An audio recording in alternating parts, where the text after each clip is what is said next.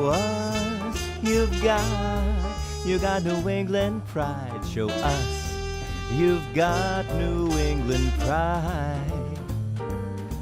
Stand up, shout out, show us you got New England pride. Show us you've got New England pride.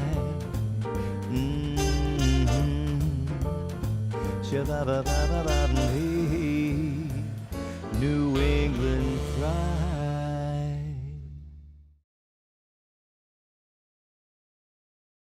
Hello and welcome to another episode of New England Pride TV. I'm your host, Dale LePage, and this show marks our 1-year anniversary. So happy birthday to New England Pride TV, and thank you for all the love and support you're showing us. We're going to jump right in with Pride Pet segment. Okay, I had a wonderful time meeting with Melissa and Marissa at the Animal Shelter Incorporated of Sterling, Massachusetts. It's a nonprofit organization formed in 1988. The shelter's a no-kill shelter with no time or age restrictions, and I love that. They exist to provide humane sheltering and high-quality medical care for strays, unwanted, abused, or neglected animals, and to find loving, lifelong homes for these orphan pets. They also offer low-cost spay-neuter services for the public. Every week, they get in a new shipments of pets, and last week, they adopted out over 26 pets in just one day. So we're so proud of them and for the great work they're doing. If you'd like to find out more about the Sterling Animal Shelter, you can reach them at 1-978-422-8585 or just Google them like I did. We'll be back right after this. New England Pride TV is brought to you by the Hanover Theater for the Performing Arts, Remax Vision, Bay State Savings Bank, Safe Homes, Cruise Planners, Paul Chasen Interior Design, Nuovo Restaurant, S. Bergman's Consignment and Gift Boutique, Dr. Frank P. Fetchner Plastic Surgery,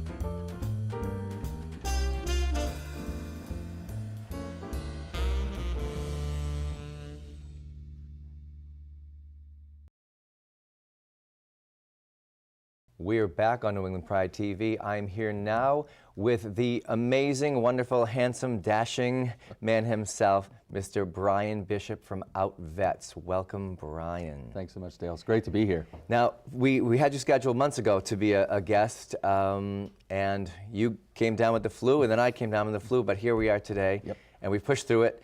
And we are so happy to have you here because OutVets has been in the news recently. Is that the best way to say it? In the news? Yes. It's exploded, actually. It has exploded. It actually has. Before we get to that part, why don't you tell me and our viewers at home a little bit about what OutVets is? Well, OutVets is an organization that honors the service and sacrifice of LGBTQ veterans, their families, and their allies. That's the mission statement. Okay. Basically, what we do is we provide a safe, welcoming environment for LGBTQ veterans, anyone who wants to work with veterans, who has a passion for working with veterans, to come together to ensure that no veteran is left behind. One of our taglines is "Welcome Home." Love that. You find a lot of veterans, especially in the LGBTQ community, who were either forced out of the military, discharged under Don't Ask, Don't Tell, or any other discriminatory law, or just didn't feel like their service was respected. And that's what OutVets is about. It's to look at that one veteran in the shadows, and draw them out and say, hey, there's a place for you here where your service is going to be honored, where you're going to be honored as an individual, as a human being, who basically raised their right hand to join the military, to serve our country, to support and defend the Constitution. A Constitution, by the way, which didn't protect you. So that's what I call the epitome of courage, is someone who would be willing to do that. Now, our Vietnam veterans, it's even worse because most of them were drafted. So when you're talking about, veterans who served in the battlefield or served in difficult conditions and then were summarily discharged just because they happen to be gay. It's ridiculous. And so our organization brings that together through the generations and says, it doesn't matter. You know, we are not gay veterans. We are veterans who happen to be part of the LGBTQ community. We are veterans first because we served our country, and we should be given that dignity and that respect that goes along with doing that. Bravo. Now, my next question for you is, I'm assuming that you are the creator of this organization? I was a founder. I had 3 other guys, we call ourselves the Founding Four, basically, who came together. Myself worked with now Secretary Francesco Urena, who is the Secretary of Veterans Affairs for the Commonwealth. He was my boss as Commissioner of Veteran Services in Boston. And he knew that, you know, there needed to be an organization for LGBTQ vets. And after 2014, when we didn't get into the St. Patrick's Day Parade again, he said, it's time for your organization to be born.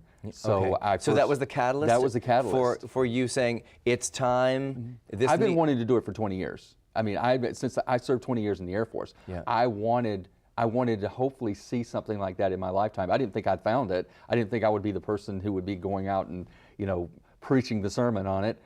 But I'm glad that I get the opportunity to do it, and I'm glad to see the organization starting to move forward, which is very important because we've been around since 2014.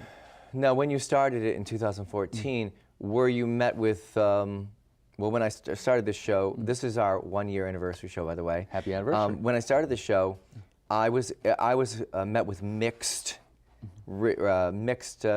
concern and a lot of support, but it was mixed. Were you met with the same thing, or was it mostly support? Or it was mostly support. Okay. We marched in our first parade was Boston's Veterans Day Parade in 2014.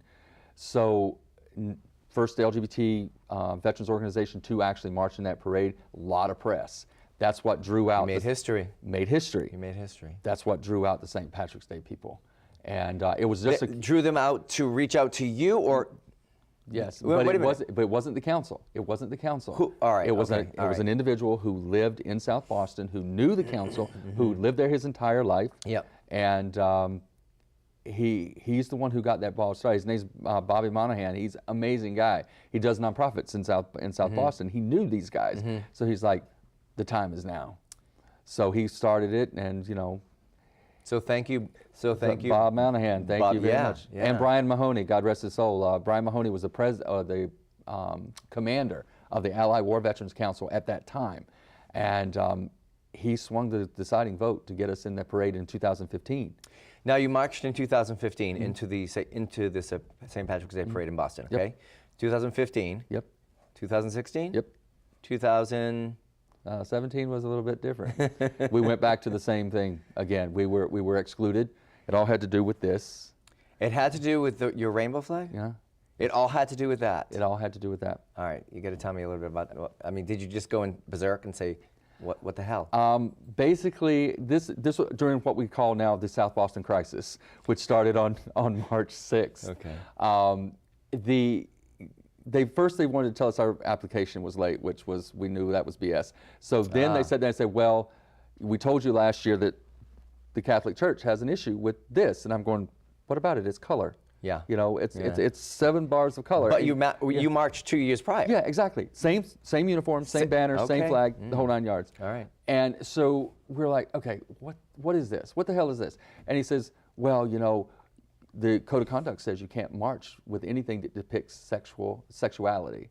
And I'm like, does this make you hot? Yeah. I'm seriously, I was like, this is not sexuality.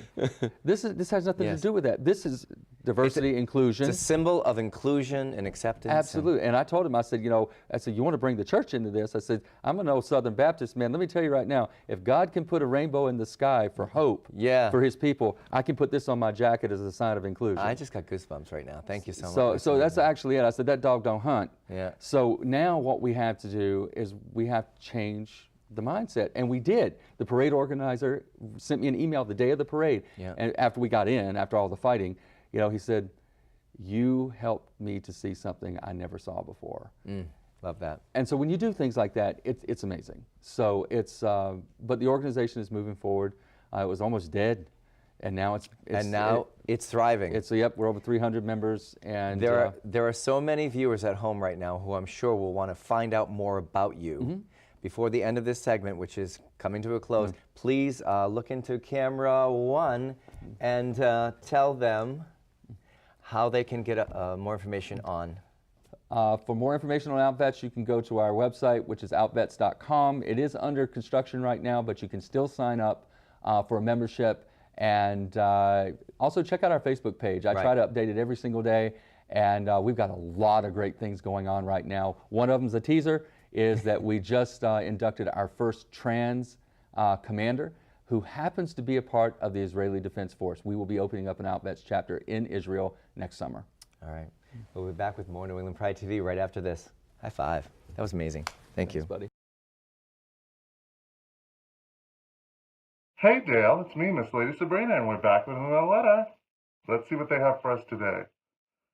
Dear Lady Sabrina, I am a lesbian and I just met this great woman. She's super funny, runs her own business, and is simply beautiful.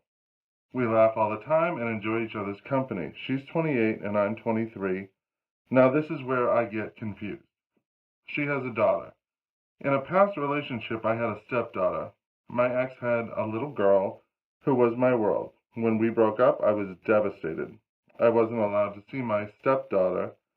My fear is the same thing.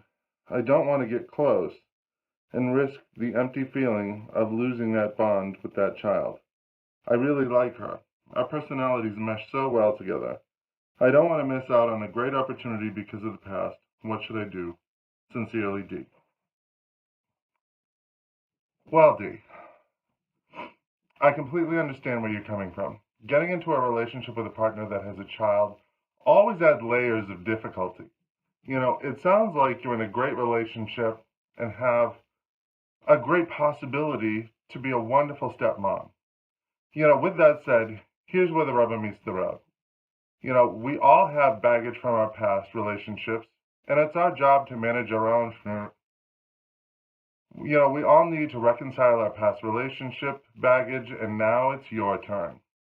You know, that relationship ended for a reason, and if you had been allowed to continue with the child from that situation, think of how that would have looked today. You know, your ex and new stepmom sharing visitation with you, and how would you emotionally have dealt with that? You know, I can tell you are a feeling person, and trust me when I say, you know, having all the responsibility and no control would have driven you nuts.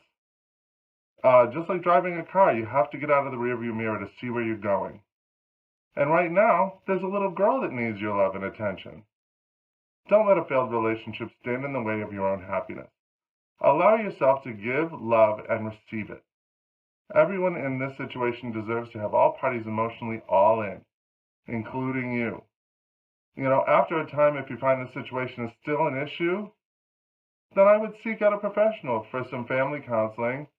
You know, having a biological child is great, but having a non-biological child, you know, choose you, is a gift.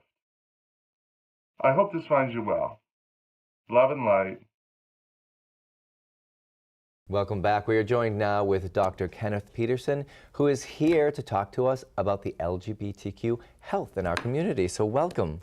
Thanks. Now, I have stayed up all night long trying to think up interesting or questions that might make me sound smart. So bear with me. I hope you approve. Are you ready? Sure. Okay. Great. First question I have for you is, how healthy are we as a community?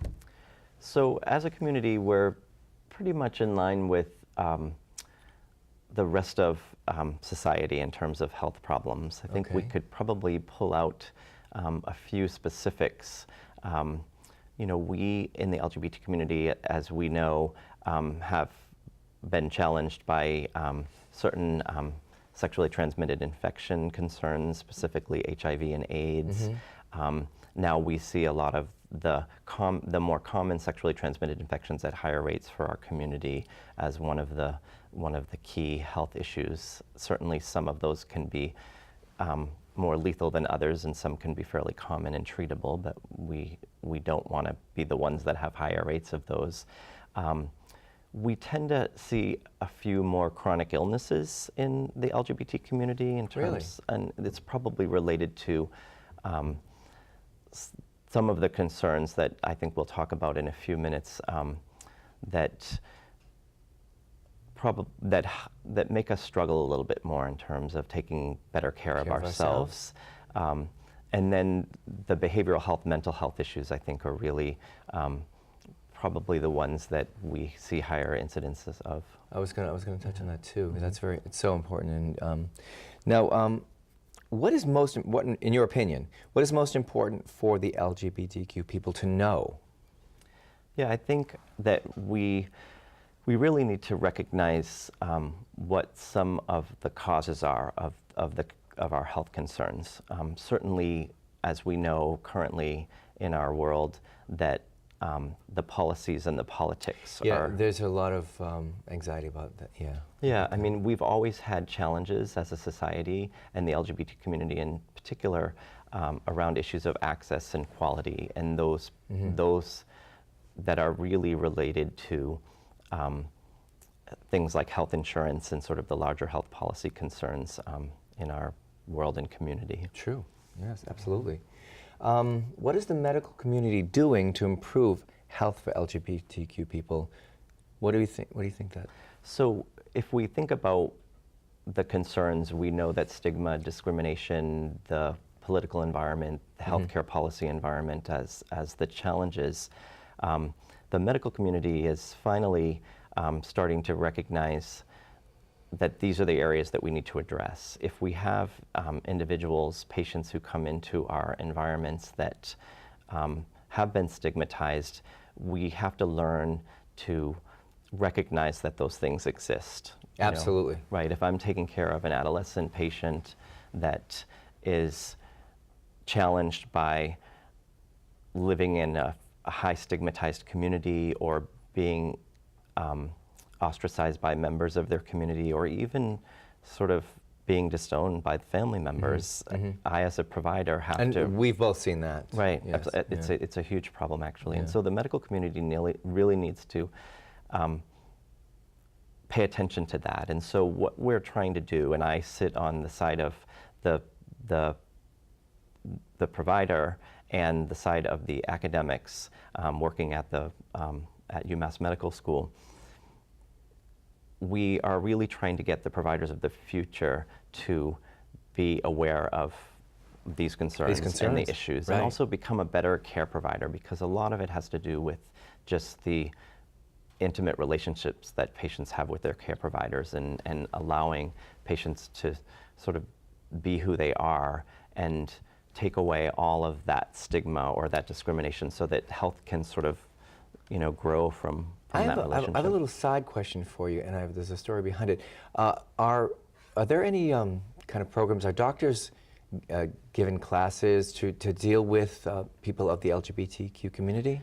Yeah, we have, in the past we've had not too many, but I think now nursing schools, medical schools, schools that train other care providers are starting to introduce programs into the curriculum. In our local community here in Worcester, we're working hard both on the academic side and the clinical practice side to have trainings to start to get providers to provide better care, and the whole movement around diversity and inclusion in our academic environment is really working to help people see the unconscious biases and the assumptions and all the challenges that we bring to the relationships with our patients that have to be addressed in order for us to... Absolutely. It's so important for, I think, people of, everybody actually, to find a doctor that understands your needs and is sensitive to your needs. I have a real quick story, and I won't take up too much time, but I remember one of the first doctors I went to when I had moved from my house when I was young. I had gone to him for about a year and was referred to another doctor who was, let's just say, more accepting. And I went to my prior doctor to get my files so I could bring them to the new doctor, and I was handed a huge folder, just a white folder, and in red, thick, blunt magic marker was written homosexual on it. And I was given that, and I just looked at that, and I went out in my car and I just cried.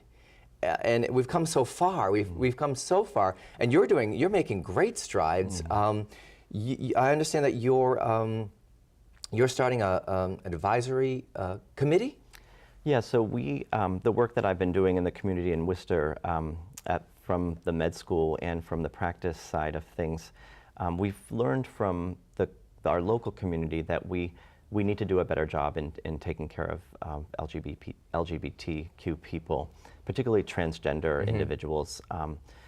The health of transgender individuals is really dependent on access to medical care and the services that we can provide. And so we have to attend to the issues, just as you discussed, in terms of helping folks and not labeling. And so we decided that one of the best ways to do that was to get the community involved. And so currently in hospital and healthcare environments, we have these councils called Patient Family Advisory Councils, or PFACs. And in Massachusetts, it's a requirement of hospitals to have PFACs. There are PFACs for the neonatal ICU, there are PFACs for the pediatric ward, for different practices, and we've decided to establish a Patient and Family Advisory Council for the LGBT Now, are you community. looking for people to reach out to you to become part of this? Or? We are. And how would our viewers at home get So to? Patient and Family Advisory Councils usually are made up of folks who are patients in that healthcare environment or families of patients in that healthcare environment. So we're looking for volunteers to help with this work so that we can get it off the We've ground. come to the end of our time for our segment, but how would they maybe reach out to find out more about this? So the best way probably is to reach me, and you can reach me at my email at the med school, kenneth.peterson at umassmed.edu. You can certainly find me on the UMass website as well, and through the Diversity and Inclusion Office at UMass Medical School as well. I am the co-chair of the LGBTA group there as well, and so that's another access point for me. I'm very proud of you. Great. Thanks. Thank you for coming in today. We'll be back with more right after this. And now it's time for the part of our show we call Out with Joe. But before we begin with the Out with Joe segment, which is done by Joe Mangicotti and the ever-lovable Teddy, we'd like to make everyone at home aware that this episode of New England Pride TV is dedicated to our friend Greg Gustafson, who recently passed away, and our hearts go out to his husband, his family, and all of his friends. And there's also a wonderful thing happening with a scholarship fund with Greg's name. Absolutely. Absolutely. We'd like to announce that the Safe Homes organization, we voted on the board, and we've decided to go forward with a scholarship in Greg's name. Beautiful. So this scholarship will be awarded. We're going to work the details out, but it is being announced also at the Safe Homes Gala happening this month in May, and we will work on it all year long, and next year we'll award the first scholarship in his name, in the criteria and all of that will be worked out. But it's wonderful news. That's really good news. So, yeah. So now it's time for the Out with Joe. What do you have for us? I got to tell you, Dale, this was fun. Okay.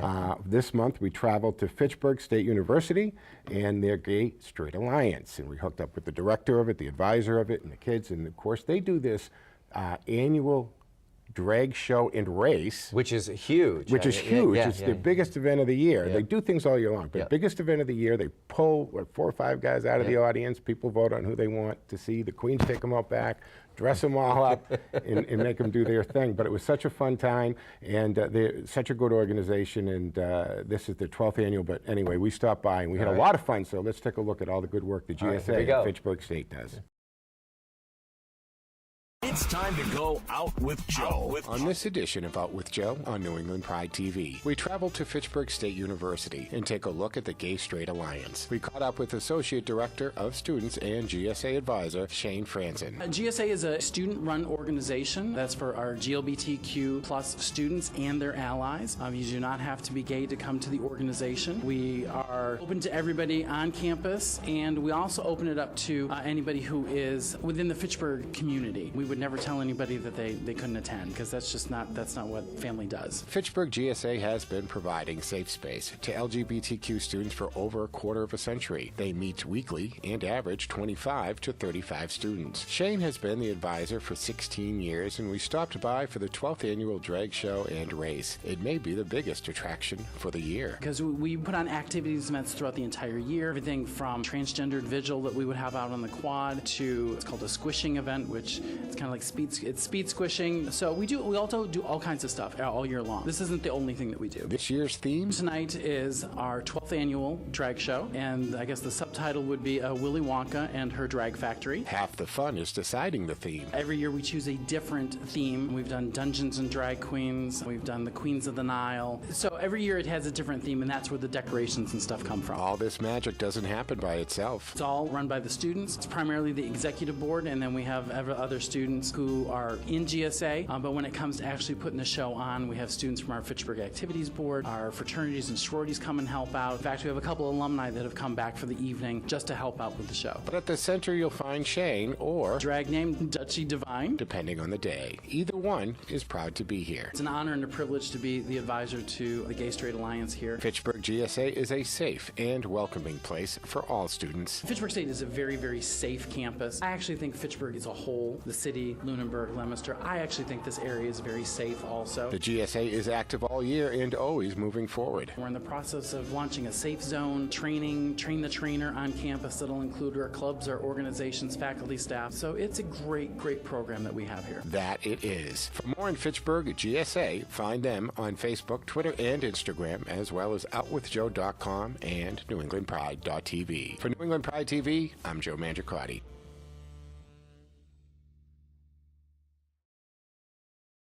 We've come to the end of another episode of New England Pride TV, our one-year anniversary episode.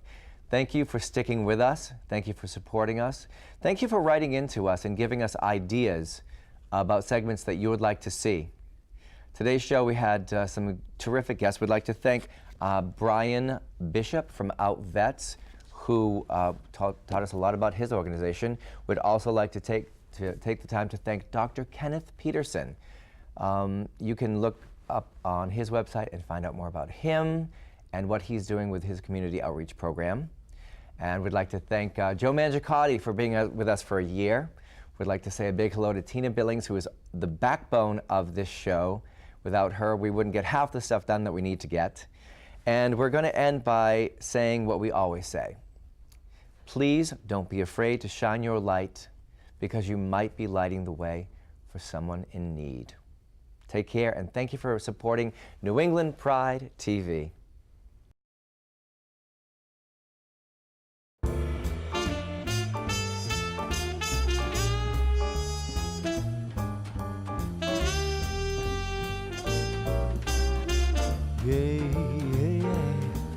Tune in, show us you got New England Pride. Show us you've got New England Pride. Stand up, shout out, show us you got New England Pride. Show us you've got New England Pride.